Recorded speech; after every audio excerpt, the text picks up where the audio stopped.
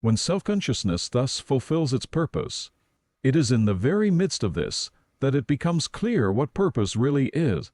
The self-consciousness grasps itself as an individual entity, but to realize its purpose is to destroy this individuality, for the self-consciousness is no longer the object of this individuality, but rather the unity of the self with other self-consciousnesses, or the self as a universal rather than as an individual. Phenomenology of Mind p. 381. In interpreting this section, we must also refer to Hegel's personal life.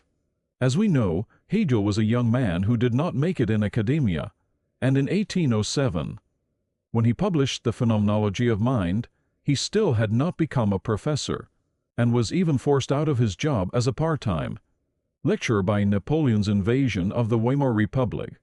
He also had a love affair with his boarding-house mistress, fathered a child with her, and even promised to marry her.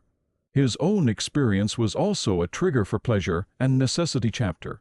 An old bachelor who had studied extensively and written numerous philosophical treatises was unable to overcome his loneliness, in a financially impoverished state, and engaged in a sexual relationship with a boarding-house mistress. Faust, too, pursued his desires, impregnated a woman, and, as if that weren't enough, sent her to prison. Let's look at the above quote in this light. To take it further, sensual pleasure or love leads to contradictions. No, love itself has its own contradictions. Sartre says that love is impossible or that love fails, almost in the same way as Hegel. I love a woman of my own volition, of my own subjectivity, but I also want to be loved by her. This requires me to become the person she wants me to be. In this, I lose my subjectivity. Consider the following sentence of Sartre. When we respect the subjectivity of others, we say that we love. But in the end, love is abandoning one's own subjectivity and entering another's world. That feeling is called hate, and so love fails. From Sartre's Being and Nothingness, love has this internal contradiction. This, in turn, is consistent with Hegel's ideas. This contradiction between pleasure and love is what Hegel categorizes as the positive and negative sides of man. Enjoying pleasure, of course, has the positive connotation of objectifying oneself as self-consciousness, but it also has the negative connotation of destroying oneself. Therefore, even if the self-consciousness tries to see self-realization through pleasure in only a positive sense, his experience is bound to come across as contradictory to the consciousness. The self, having acquired reality as an individual, lacks reality. In the midst of the empty confrontation between his individuality and the field of unreality, it is dissolved by the appearance of a negative situation that has the power to destroy this individuality. This negative phase is the very essence of the individual. Phenomenology of Mind p. 380. What we can glean from the above difficult sentence is that a human being with a sexual drive, ego, will ejaculate in the process of satisfying his needs. This is objectified self-consciousness. The desire for pleasure is a strictly subjective state, but the ejaculated semen is rematerialized, that is, it produces an objective thing. This is the positive meaning of desire. But this ejaculation also has another meaning. In the 19th century, when we didn't have contraception like we do today, intercourse could only result in ejaculation into the vagina or elsewhere. This is what Hegel meant by reached reality. He also called it a contradiction. Ejaculation results in pregnancy, which is a separate matter from the original desire. This is the contradiction that lurks in the pleasure that is enjoyed. This is what many people experience.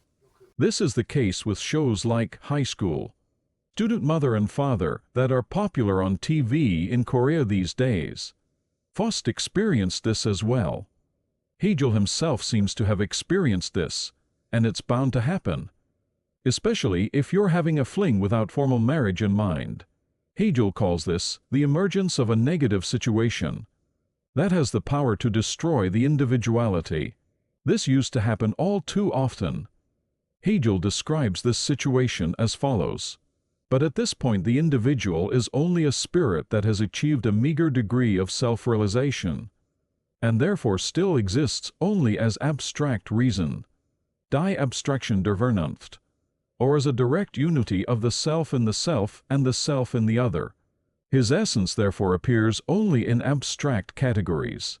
The world of things thus appears as a torus in which simple, essential beings develop pure relations. The realization of individuality in this form is nothing less than an abstract torus movement Kreis von Abstraction, in which the individual leaves the state of being enclosed within the unitary consciousness, confronts himself, and tries to unfold himself in the world of objects. Phenomenology of Mind 380,381. What we are referring to here is the expansion of one's existence through the birth of a child. Through the birth of a child. The abstract here is like being forced to accept a baby that has not yet been born. Instead of greeting it with joy, you did not have intercourse or conception in anticipation of the child, but the child was born unexpectedly.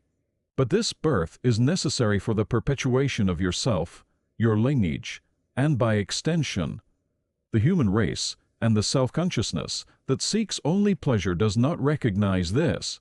This is what Hegel called the abstract category, which Hegel also called the direct and simple form of existence.